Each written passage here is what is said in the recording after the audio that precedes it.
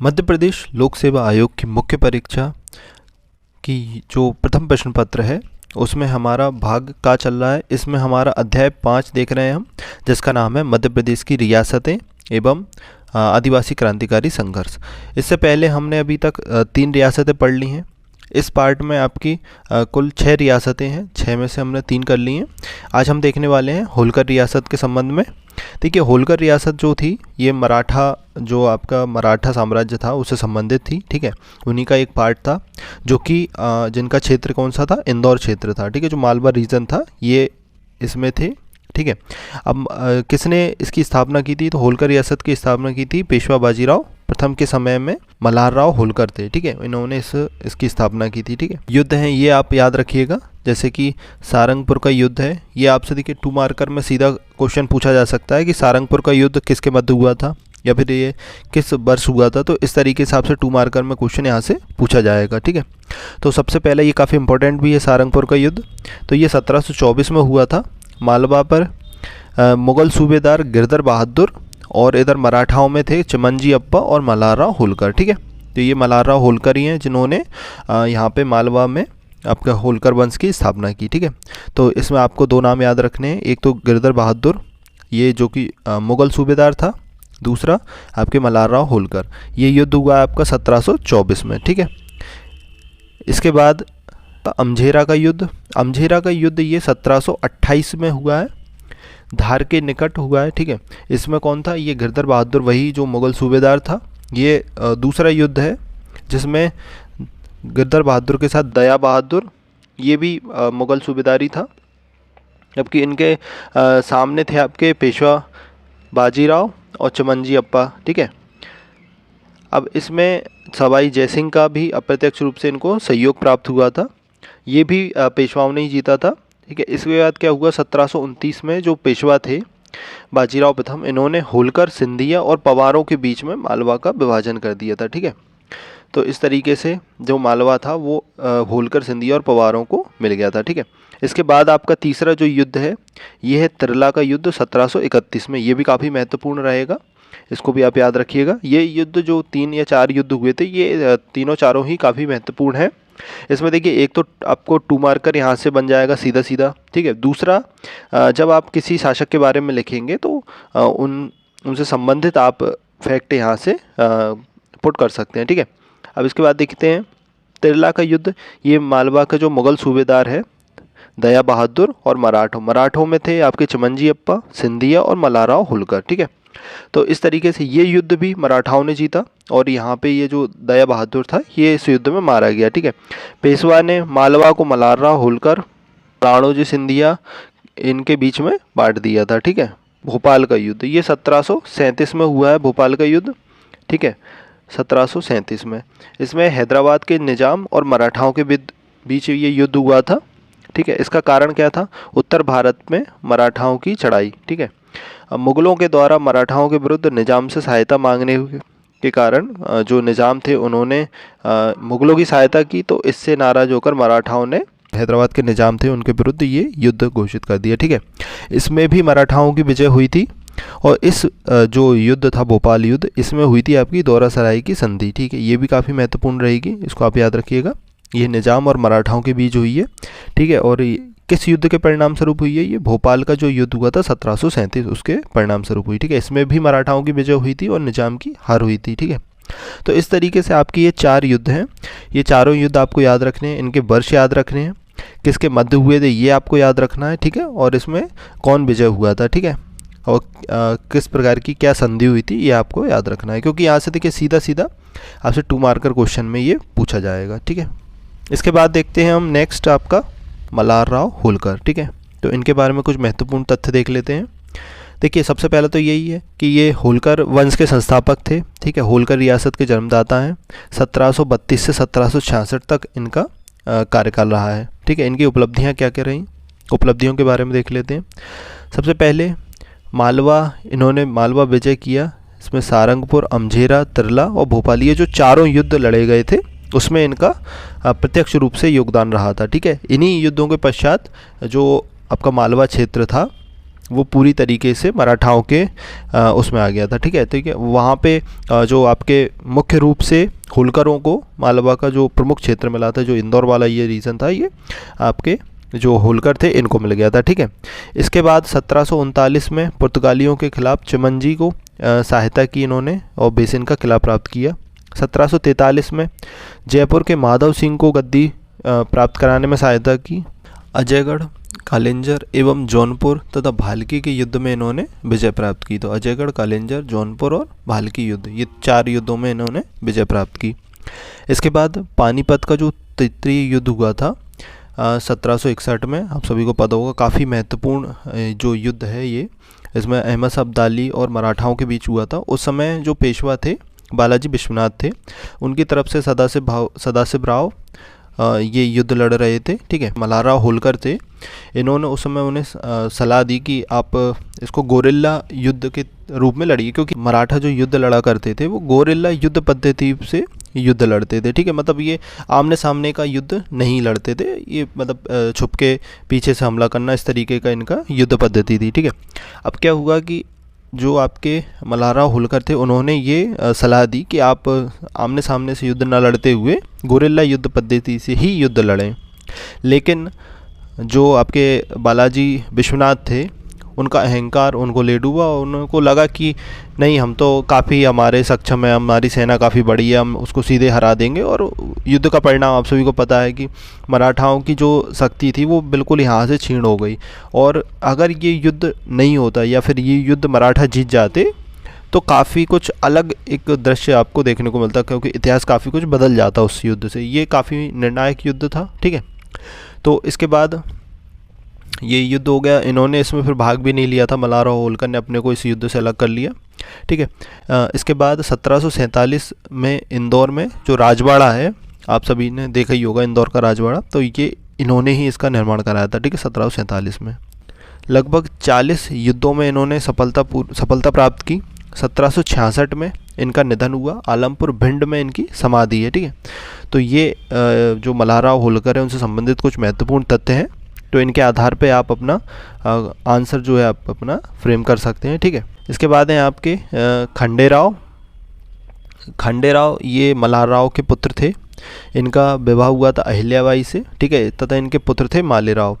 इनके संबंध में इतना कुछ ज़्यादा है नहीं बताने के लिए, क्योंकि इनके समय मल्हारराव होलकर ही शासक थे और उसके बाद कुछ समय के लिए ये शासन संभाला। इनका एक युद्ध हुआ था, कुंभेड़गढ़ का किला में युद्ध हुआ था, उसमें इनका निधन हो गया। ठीक है, इसके बाद इनके जो पुत्र थे खंडेराव और अहिल्याबाई के जो पुत्र थे मालेराव, ये शासक बने। काफ़ी कम उम्र में थी इनकी। ठीक है, तो उनकी संरक्षिका के रूप में अहिल्याबाई होलकर ने ही शासन संभाला। अहिल्याबाई ये सबसे ज़्यादा महत्वपूर्ण है इस होलकर वंश में। ठीक है, यहाँ से प्रश्न पूछने की प्रबल संभावना रहेगी। तो अहिल्याबाई का जो शासनकाल है वो 1767 से लेकर 1795 के मध्य है। ठीक है, इनका जन्म चौड़ी गांव औरंगाबाद में हुआ था। 8 वर्ष की आयु में मल्हारराव के पुत्र खांडेराव से इनका विवाह हुआ। इनका जो पुत्र था मालेराव तथा पुत्री मुक्ताबाई थी। ठीक है, तो जो मालेराव थे वो खांडेराव की जब मृत्यु हो गई तो मालेराव अल्पायु थे काफ़ी, उनकी काफ़ी 7 या 8 वर्ष की उम्र थी। उसी समय उन्हें शासक बना दिया गया तथा अहिल्याबाई उनकी संरक्षिका के रूप में रहीं। ठीक है, अब क्या हुआ कि शायद लगभग 8-9 वर्ष की आयु में ही मालेराव की भी मृत्यु हो जाती है। ठीक है, तो मालेराव की मृत्यु हो जाने के बाद अहिल्याबाई स्वयं शासन को संभालती हैं। ठीक है, पेशवा ने मल्हारराव के भतीजे तुकोजी राव होलकर को मालवा का सूबेदार बनाया। जब ये मालेराव की मृत्यु हो गई तो जो तुकोजी राव होलकर हैं उन्हें पेशवा ने मालवा का सूबेदार नियुक्त किया। लेकिन क्या हुआ कि अहिल्याबाई ने तुकोजी राव को अपना सेनापति बना लिया और खुद शासन को संभाला। ठीक है, इनका काफ़ी विरोध भी हुआ था उस समय, लेकिन इन्होंने कूटनीतिक ढंग से उस विरोध को दबा दिया और अपने आप को अपने द्वारा शासन को संभाला गया। उपलब्धियां देख लेते हैं। तो सबसे पहले आप इसको कैटेगराइज कर लीजिएगा कि राजनीतिक उपलब्धियां क्या थी, कल्याणकारी रूप में क्या क्या रहीं, सामाजिक क्या रहीं, तो इस तरीके से धार्मिक क्या उपलब्धियां थी। ये आपसे सीधा क्वेश्चन 10 मार्कर में पूछा जा सकता है। ठीक है, तो सबसे पहले राजनीतिक उपलब्धियाँ देखते हैं। सबसे पहला तो यही था कि इन्होंने कूटनीति के सहारे से स्वयं को शासक बनाया, क्योंकि काफ़ी ज़्यादा जो मराठा सरदार थे वो काफ़ी ज़्यादा विरोध कर रहे थे। ठीक है, उनमें से एक राघोबा थे। राघोबा ने तो जो मालवा है वहाँ पे हमले का भी बोल दिया था कि अगर अहिल्याबाई शासक बनी तो हम मालवा पे हमला कर देंगे। ठीक, इंदिरा करके जो राजपूतों का विद्रोह था उसका इन्होंने दमन किया। कूटनीति एवं राजनीतिक चातुर्य से अंग्रेजों को भी अपने राज्य से दूर रखा। इनके काल को होलकर रियासत का स्वर्ण युग कहा जाता है। ठीक है, एक चीज़ और थी, इन्होंने राजधानी अपनी महेश्वर राजधानी बनाई थी। ठीक है, इसके बाद इनके कल्याणकारी कार्यों में देखते हैं तो महेश्वर में कई सारे घाटों का निर्माण कराया।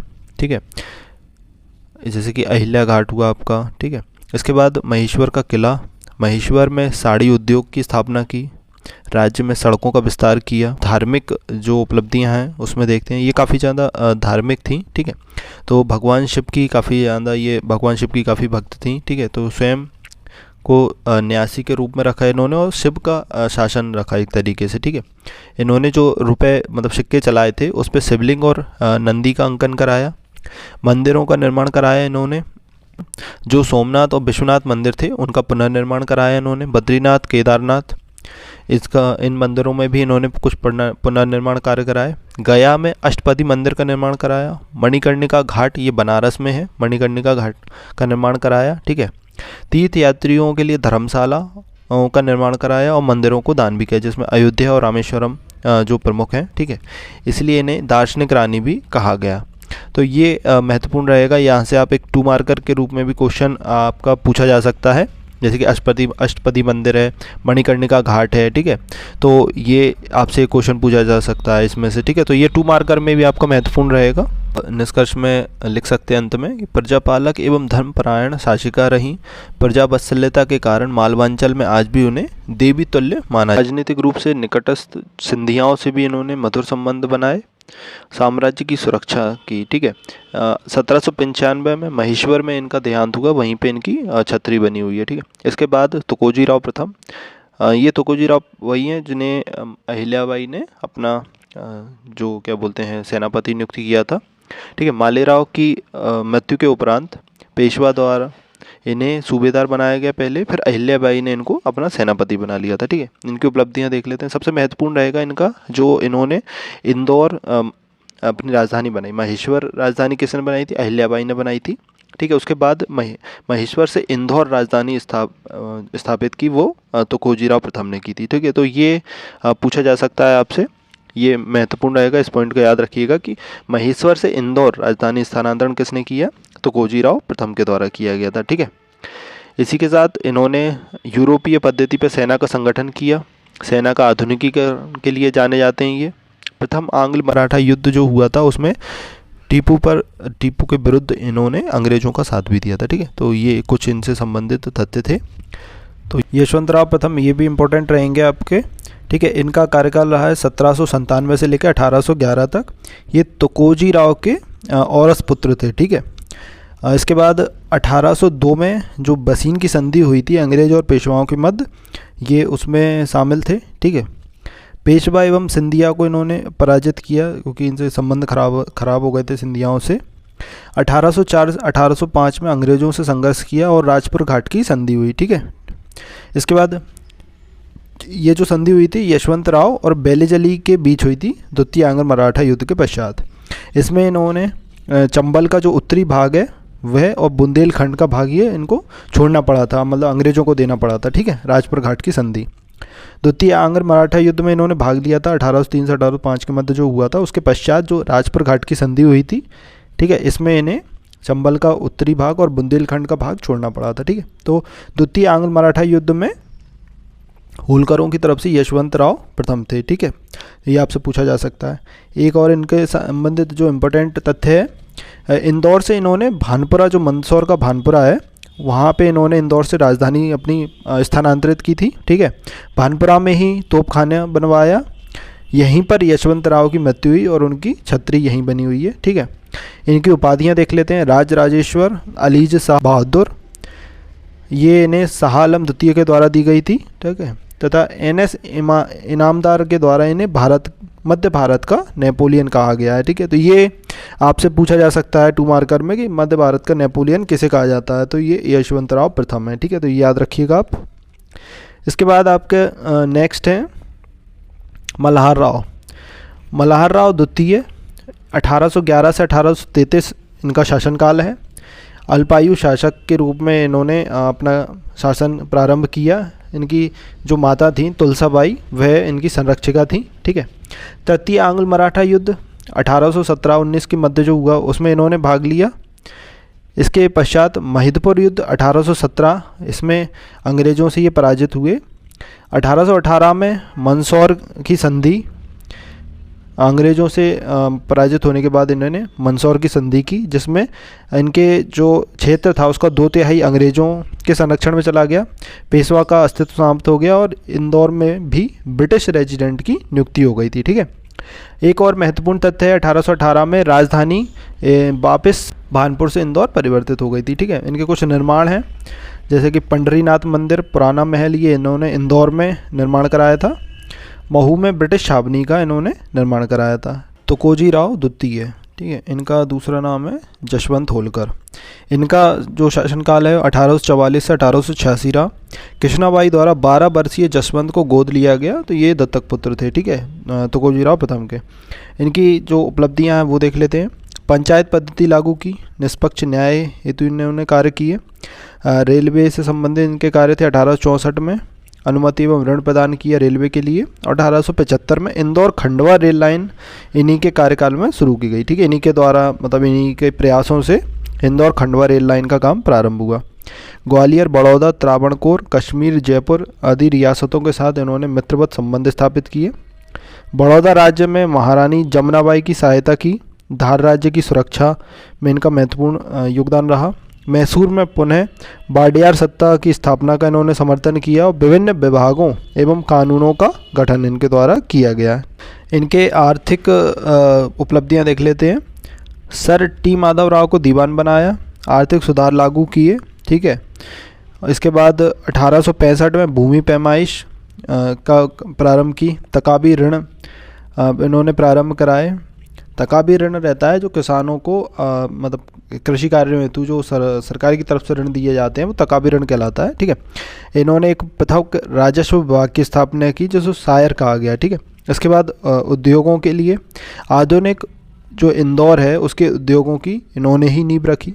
1867 में स्टेट कपड़ा मिल इन्होंने स्थापना कराई। ठीक है, इसके बाद इंदौर में कई दुकानें खुलवाईं और व्यापारियों को इन्होंने आर्थिक सहायता प्रदान की।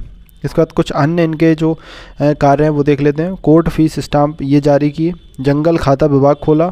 अनावश्यक जो जागीरें थीं उन्हें जब्त किया।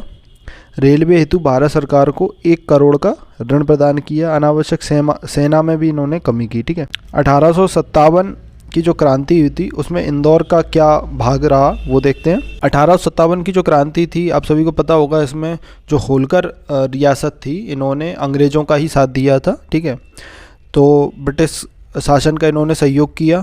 ब्रिटिश शासन का ही पूरी तरीके से सहयोग किया था। इनके समय में जो इंदौर का ब्रिटिश रेजिमेंट था, कर्नल ड्यूरेंट था। 1 जुलाई 1857 को विद्रोहियों ने इंदौर रेसिडेंसी को लूटा। कर्नल ड्यूरेंट जो था वो सीहोर चला गया और खजाना महू में ही छोड़ गया। खजाना को महू भेज दिया गया। महाराजा ने अमझेरा एवं सरदारपुर में हैंसिंग की सहायता की। महू छावनी से महाराजा के सैनिक सादत खां का विद्रोह हुआ। ये हम आगे जो क्रांतिकारी विद्रोह पढ़ेंगे उसमें हम इनको डिटेल में पढ़ा जाएगा। बाजीराव ये काफ़ी शिक्षित थे। इनके प्रधानमंत्री रघुनाथ राव थे। इनकी उपलब्धियां देख लेते हैं। यूरोपीय देशों की इन्होंने यात्रा की। पड़ोसी राज्यों से मित्रवत संबंध बनाए। शिक्षा के क्षेत्र में इन्होंने तकनीकी संस्थान 1889 में स्थापना की। 1891 में उच्च शिक्षा संस्थान जो कि वर्तमान में इंदौर में होलकर कॉलेज के नाम से प्रसिद्ध है। ठीक है, तो ये इन्हीं के प्रयासों से उसकी स्थापना की गई थी।